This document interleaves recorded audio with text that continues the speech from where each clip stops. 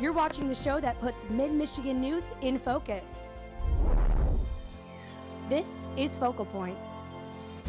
Tonight on Focal Point, with the recent Greek life scandals hitting the news, could Michigan State University's campus be the next caught up in a diversity dilemma? Coming up on Focal Point, we'll take you inside Cooley Law School Stadium and look at all the renovations that they're doing. And as many people are aging, researchers are finding new ways to keep their minds young. A new drug could slow the progression of Alzheimer's. Focal Point starts now. I'm April Jones. And I'm Marley Delaney. Welcome to Focal Point. Fraternities around the country have come under fire for racial discrimination. Fortunately, Michigan State hasn't had any incidents. The video that recently surfaced showing members of an Oklahoma University fraternity singing racial chants on a bus turned the national spotlight on the Greek community. The frat SAE has been banned from Oklahoma University's campus, and Reuters is reporting SAE's national chapter now looking on how to diversify its membership. Focal Point's Miguel Martinez-Valle takes a look at Greek life and racial diversity here on MSU's campus. The game's over, Michigan State won, and the brothers can celebrate.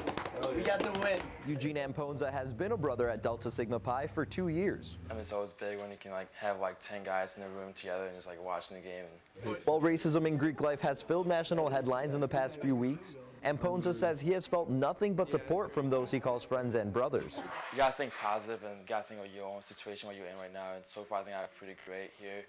I don't feel discriminated, towards anyone, whether just this house or Greek life-wise. The Intrafraternity, National Panhellenic, and Multicultural Councils make up Greek life at Michigan State, but those interested in rushing can pledge at whichever house they choose. Michigan State University's Greek life hasn't been a part of any national scandals. Still, the different councils remain pretty segregated, with 2 of them being predominantly white, 1 council being historically black, and another council including other minorities. There aren't really any preventative measures in place, simply because, like you said, we've never really had an issue. But one thing that our council is working towards is promoting some intermingling with other councils at the school. Race relations at MSU are not just an issue that affects Greek life. For Patrice Wright, vice president of the Black Student Alliance, it's a conversation that needs to be had campus-wide. I think it starts in the classroom. It starts in relationships with people. I'm big on relationships with people, and you can use anything as a teachable moment. For Focal Point, I'm Miguel Martinez-Valle. In a separate incident, a fraternity at the University of Maryland is also under fire recently for a racist and sexist email sent to its members last year. Mark D'Antonio released a statement on Tuesday saying that running back Delton Williams has been suspended from all team-related activities. Williams was arrested Monday night and charged with brandishing a weapon in public after a road rage incident on MSU's campus. The charge is a misdemeanor, but if Williams is convicted, he could face up to 90 days in jail. The junior tailback was the 3rd leading rusher last season behind graduating seniors Jeremy Langford and Nick Hill. There's a plan in the works to tighten up a security at a busy government building in East Lansing. Residents come through the doors of East Lansing City Hall to pay bills or pay their tickets. Now they'll be dealing with increased security. There will be a safety checkpoint at the building's south entrance. It will include a metal detector and surveillance cameras. Staffed by both security guards, the new security station will serve as the only entrance to the City Hall, while all doors will work as emergency exits only. I think it's prudent that the city of East Lansing at this time looks at security upgrades to not just protect city employees, which is very important, but to also protect any members of the general public, our elected officials, our boards and commission members, and anyone that's using the building. The project cost a total of $118,000, but the city employees agrees you can't put a price on safety. The East Lansing City Council agreed to a $10,000 settlement at their meeting Thursday. The city approved the settlement with Juan Maryland, who was struck on the nose by a police officer's flashlight downtown in late August. The officer was chasing a suspect when he lost control of his flashlight. Lansing lawmakers are considering a bill that would help let some nurses prescribe drugs to patients. Focal Point's Tyler Clifford has that story. Go to the doctor often? Lansing resident Priscilla Dever goes about once a month and is sometimes frustrated. It usually takes about 45 minutes to an hour. And it does take a minute for a while for them to get the prescription. And lawmakers are trying to do something about it. There's a Senate bill that would allow advanced practicing nurses to sign prescriptions without physician approval. Dr. Gretchen Schumacher is president-elect of the Michigan Council of Nurse Practitioners and a nursing professor at MSU. She thinks advanced nurse practitioners should be able to prescribe drugs to patients. And to clarify, Senate Bill 68 does not advance the scope of practice of APRNs. This bill only seeks to allow us to practice to the full extent of our education and training. But some doctors groups don't agree. Dr. Tina Tanner is president of the Michigan Academy of Family Physicians. She says, quote, the bill would, in practice, expand the scope of practice of APRNs, allowing them to perform critical acts and functions independent of a physician. Now, advocates for this bill hope to not only allow nurses to sign prescription for patients, but to also address a future shortage in practicing physicians. Schumacher says over half of Michigan is considered to be in a health provider crisis because there are not enough doctors. This is not something where we're competing with physicians in any way. There's too many patients for all of us. We need everybody. It takes a team. Dr. Tanner says physicians should always be involved, especially when it comes to addictive drugs. She says, quote, in the interest of patient safety and public health, prescribing privileges pertaining to these drugs must require an established relationship with a physician, end quote. Whatever happens, patients like Priscilla hope they get the care that they need. Sometimes you think that maybe they might forget about you because they're so busy. For Focal Point, I am Tyler Clifford. The bill will be up for a vote next week. Lansing students cheer on classmates in the fight against bullying.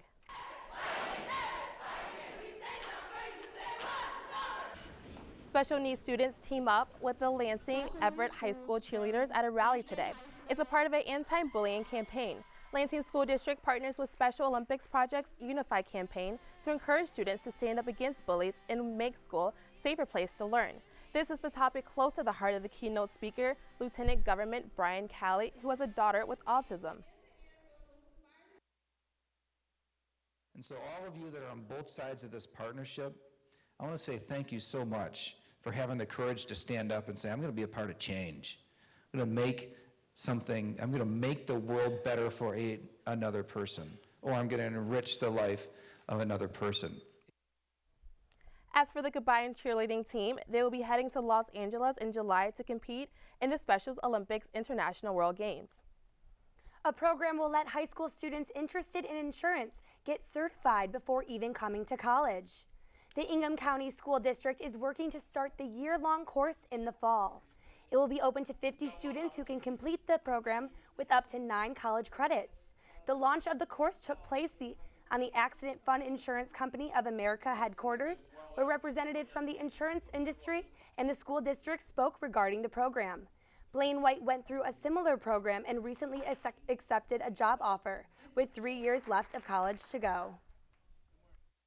The insurance industry is always there. It's the second biggest industry in Lansing, and so it's definitely important. And with the professional development and the mentorship, I definitely encourage students to go ahead and take advantage of it. Academy directors hope to give other students the opportunity to learn about the industry, as well as attract young talent to work in the insurance business in the greater Lansing area. Lansing City Hall opened its doors to the public for the unveiling of the Lansing Goes to War exhibit. Families and veterans turned up Thursday to see the exhibit and listen to a lecture from Michigan State professor David Stowe. The new exhibit, which was put together by the Historical Society of Greater Lansing, has over 150 war artifacts on display and is free to the public. Parts of the exhibit take a look at some of the contributions made by the Lansing area during war times. Many of the artifacts were donated, with items ranging from uniforms, pictures and medals, to letters and telegrams sent from dead soldiers. The goal of the exhibit is to honor the sacrifices made during some of the hardest times in the United States history. The large turnout was a pleasant surprise to some of the society members. I'm very pleased. I'm very pleased. We do have several veterans who are here with us tonight, including one gentleman who fought in World War II. And some of his items are actually in one of the cases. The Navy uniform across the way was his. We have several Vietnam veterans here tonight. We're thrilled that the community has come out to honor them with us. The exhibit will be open every day through June 30th. Say goodbye to coins at one parking ramp on campus. And later in sports, it's almost baseball season, and we'll show you how the Lansing Lugnuts are giving their home a multi-million-dollar facelift.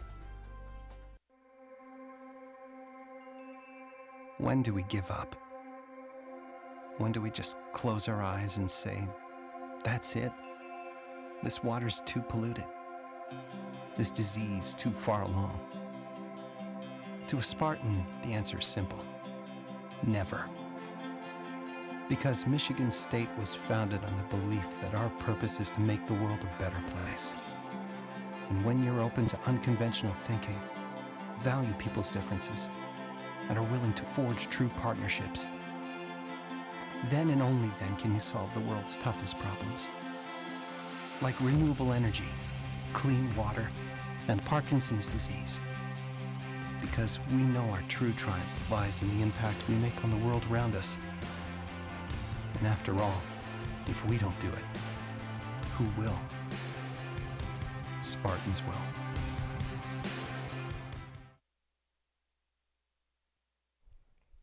A research breakthrough on campus could make a big difference in the lives of millions of people. It's a new drug that could slow down Alzheimer's and help people remember. Under the wide and starry sky, dig the grave and let me lie. Glad did I live and gladly die, and I laid me down with a will. Even at 80 years old, Jamshid Mvada can recite word from word a poem he learned 70 years ago.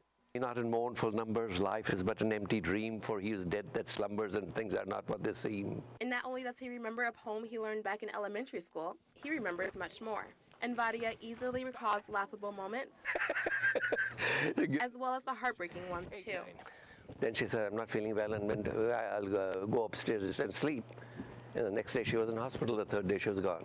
What Mvada has is something that not all senior citizens are fortunate enough to have at his stage in life, his ability to remember.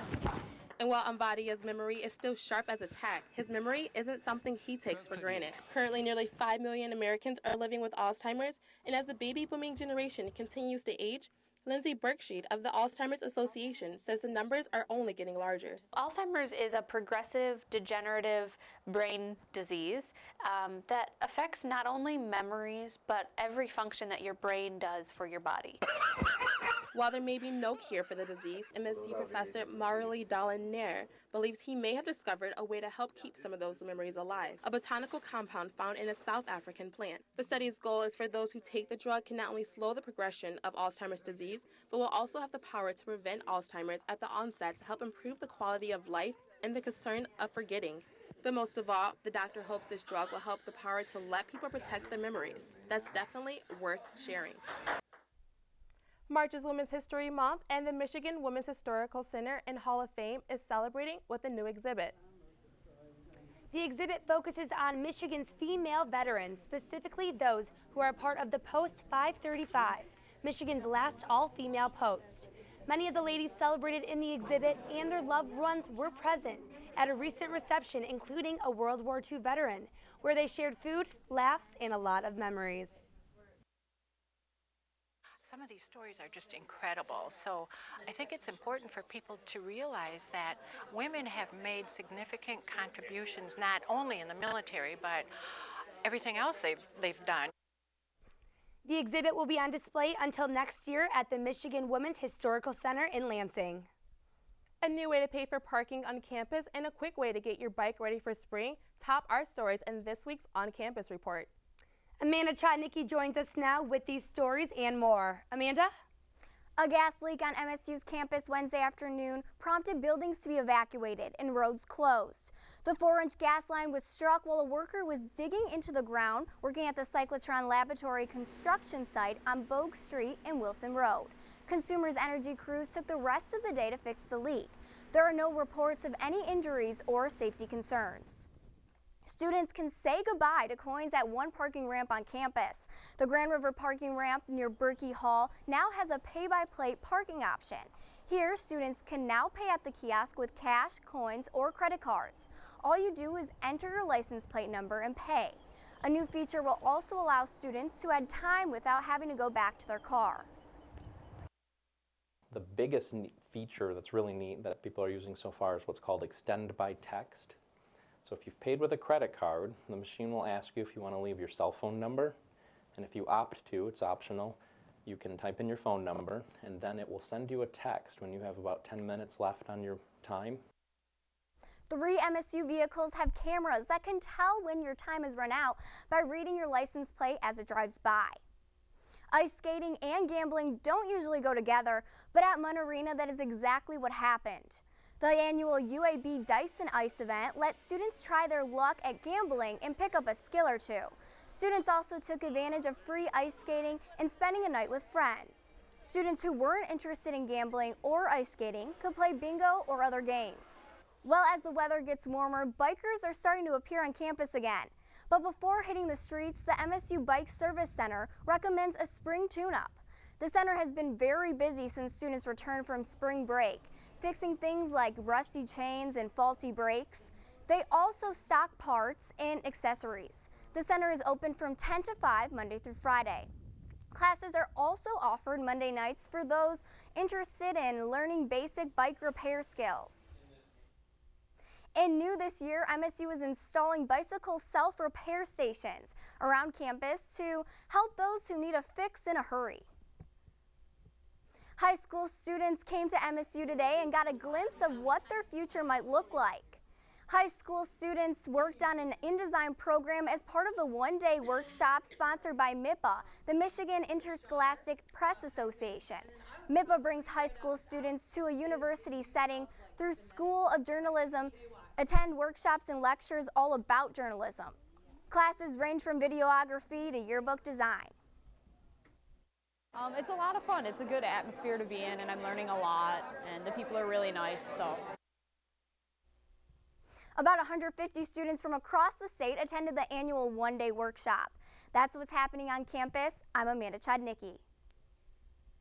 Madness has hit East Lansing as the 2015 NCAA tournament is now underway. We asked students about their brackets and predictions for those home teams. Plus, Cooley Law School Stadium in Lansing undergoes major renovations just before the beginning of the season. That and more coming up next. Ever wonder where courage comes from? Where one finds the strength to believe in solutions that seem impossible? It takes a Spartan's will to understand that by working together we can solve the world's biggest problems, from renewable energy to fighting malaria. After all, if we don't do it, who will? Spartans will. Michigan State is headed to the next round of the NCAA tournament. Fans cheered on the Spartans as they got their first win against Georgia Friday afternoon. Focal Point's Ariel Rember was in the middle of the madness on campus. Go green and white. Spartan fans are excited about Michigan State moving on to the second round of the Great Dance. But the upsets earlier this week have really thrown fans' brackets off. I was checking them this morning and I was I suck.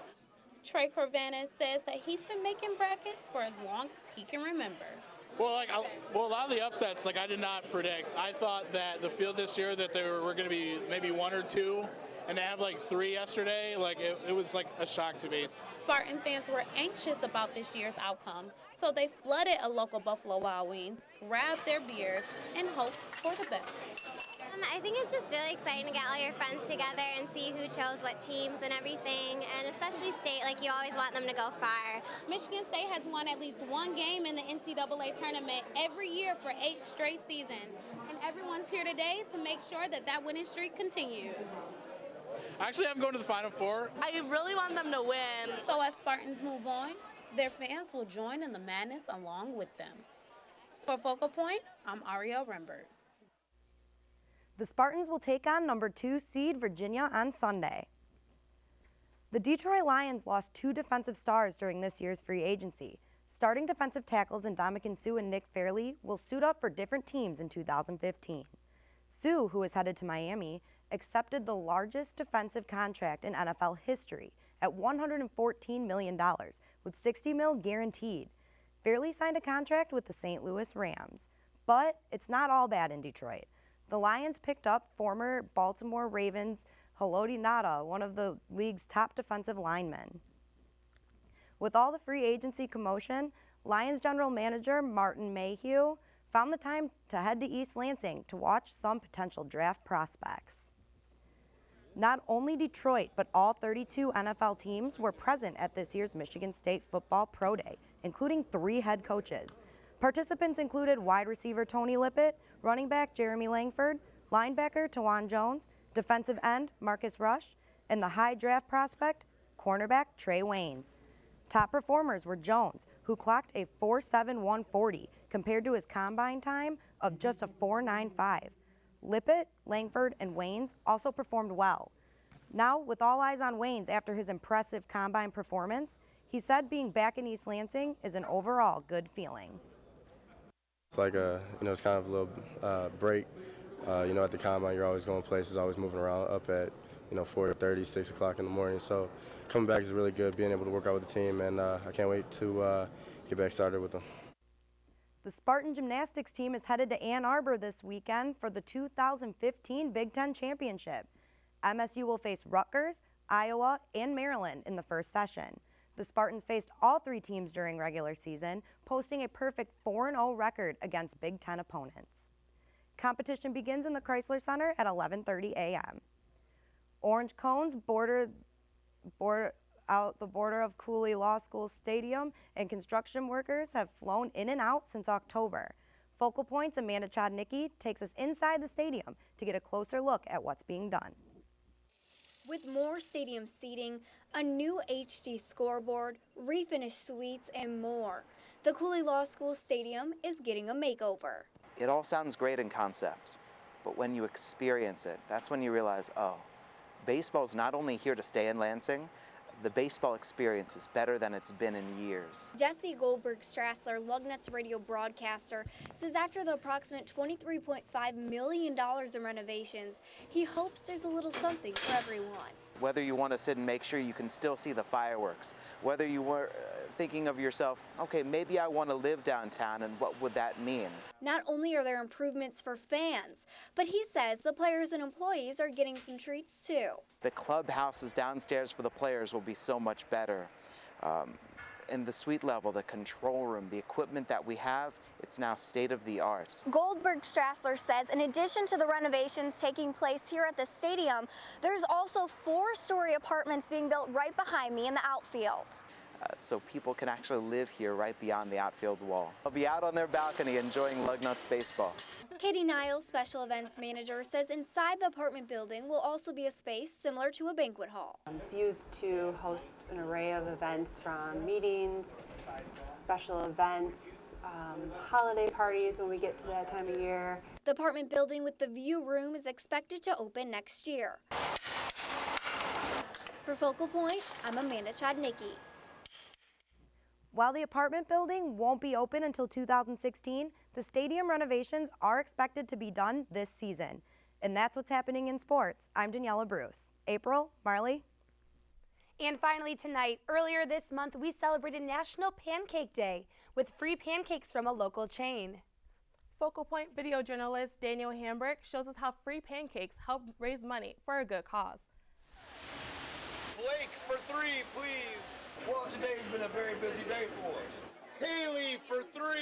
We're here to support the National Pancake Miracle Network. National Pancake Day. We have been on a wait since 8:30 this morning. I need Megan or runners. It's now 3:30. I'm on my 10th wait sheet. It's gonna be about 30 minutes, okay? Thank you. So you guys got free pancakes? Enjoyed your free pancakes? I think you took almost all my ones. There you go. Sorry 17 back. It's fine. One plate follow. Paul, can you come take a to-go up front, please? Can I get you guys anything else? Okay, enjoy.